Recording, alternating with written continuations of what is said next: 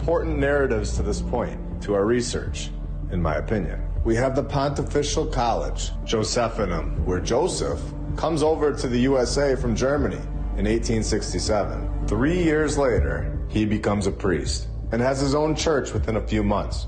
And he gets to buy the house next door, of course, to support 12 orphans. And do we all know about the orphans at this point? Possibly a repopulation tactic that was going on in the 1800s. It's very interesting. Was it only 12 orphans? Or was this one of the places that they would send the orphans through to get them into society? Because who would ever question Joseph the priest from the 1800s? You know, the guy that just randomly shows up from Germany, has all the money ready to buy houses somehow, to support orphans. It all checks out, of course.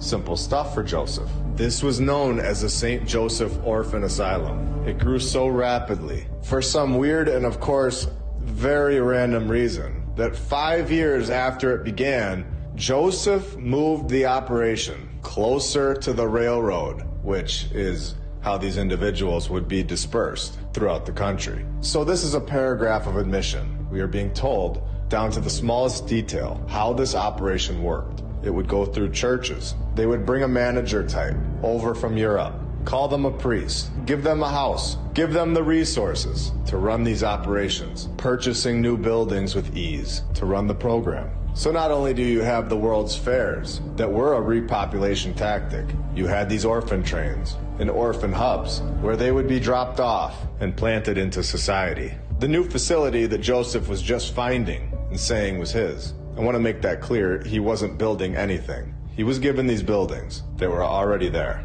from the previous civilization. So the new building gave the orphans a training in the trades. So this Joseph guy was obviously sent with a purpose, to repopulate and teach to a brand new society, one that didn't have any skills. This right here is how you reset a society's technology level. The teacher is never in charge of what the students learn. This Joseph character is a teacher of a class. He is not the principal of the school. There are many schools. He is clearly taking direction as to what the students of the new society will learn. There were many classes like this one all over the country, happening simultaneously. This was an operation. This went on for 12 years with zero backstory. Finds the Collegium Josephinum, this massive college, is just found and ready to roll. No clue where the money came from. No mention of how many men were needed to build this place. Just found it. And its first class of 23 men began. It's unbelievable. This is one of the most important stories to our research, in my opinion, because it shows exactly how the operation took place. It's actually laying it all out there and shows us exactly how they repopulated these regions in the USA. It shows us the operation with the orphans, the teaching programs. And this was our base for our technological knowledge. Whoever controlled this operation from the top has all of the technology from the previous civilization and is controlling what technology we get to have. And they've clearly been doing this for a very long time. And for anyone that's on the fence, we have the St. Vincent's Infant Asylum, located in Baltimore, where we have tunnels under the ground. This infant asylum was in use in the mid-1800s, during the same time period as German transferred Joseph. And what do you know? In the early 1900s, the operation was done. And they declined new orphans. 1941, they changed this to apartments. And in 2015, they light it up and try to destroy it with a fire, but they fail. So 3 years later, what do you think happens? 2018, the building was illegally demolished without a permit. You literally can't make this stuff up. It gets more and more obvious. If you're still on the fence, let's go even deeper. We have the St. Mary's Orphan Asylum, located in Galveston, Texas, where they tell us that this one is haunted. Now, I've talked about hauntings before briefly. I'm not going to say that there aren't any hauntings, but when it comes to these old world buildings, I think it was a tactic to keep people away from them.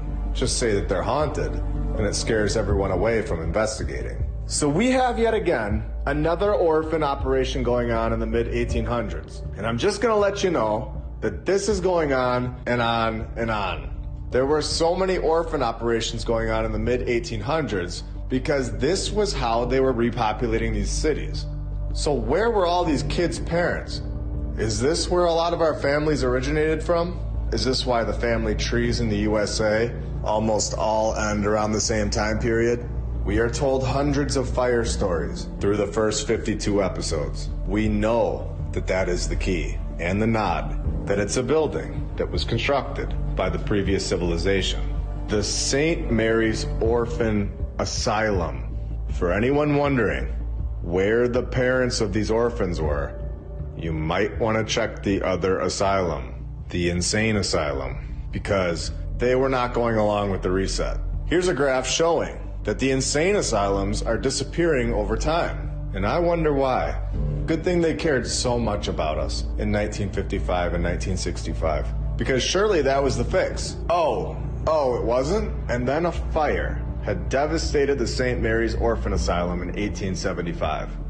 If anyone is still on the fence, there is room over here to get off the fence. And honestly, who would want to sit on top of a fence anyway? So we have Ohio, Baltimore, Texas. We have all these towns and cities being repopulated. Brand new people, brand new social structures, brand new mindsets, and resetting what people are taught. This all happened around 150 years ago.